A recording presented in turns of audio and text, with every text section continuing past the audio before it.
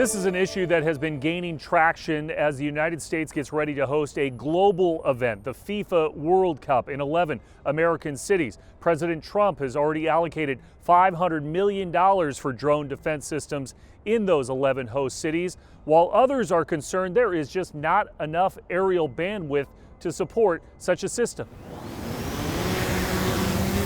With an eye on the sky, you see one of the sensors start to light up.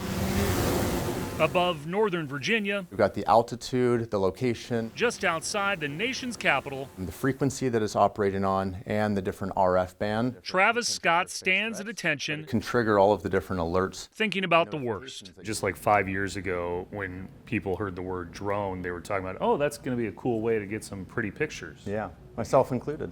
You think about it in a different way. Very much so. There's no doubt that it's only a matter of time before what we see happening overseas on the battlefield is going to get here to the United States. Scott is the vice president of D-Drone, which has developed a series of tools to counter an evolving threat, expressed by the likes of the leader of the Washington National Guard. What's your level of concern?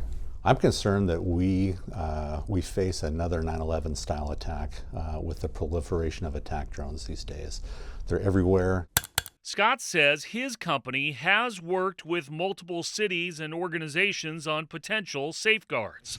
Now, let's try it on the slow motion target. The most effective means for mitigation is, in fact, with radio frequency jamming.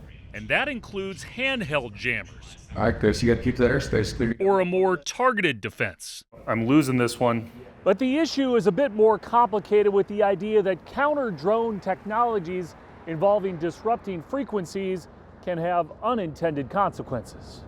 Improperly testing counter-drone technology at DCA. Republican Senator Ted Cruz says a military test of U.S. defense systems caused false alarms for approaching pilots earlier this year. Apparently, the Navy was using the same spectrum band. You could potentially be messing with airplanes. Washington Congressman Rick Larson, a Democrat and ranking member of the House Aviation Subcommittee, says there is a training component too. The analogy I give is that we train our local law enforcement how to shoot a weapon. They go to gun range, they have to get qualified, to get certified to do that.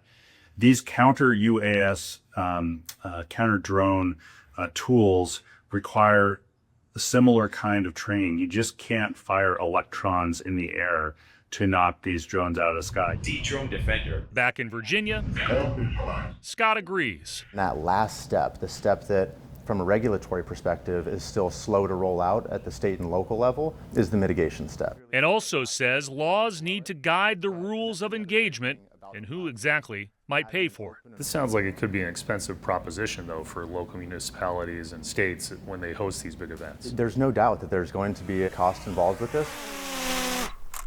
The World Cup Organizing Committee here in Seattle says they've been given everything that they had asked for out of the $625 million allocated by the federal government for World Cup security. The $500 million in drone defense security is separate from all of that. The World Cup draw was just recently announced, with the final rounds going to be held in New Jersey at MetLife Stadium. For Spotlight on America, I'm Chris Daniels.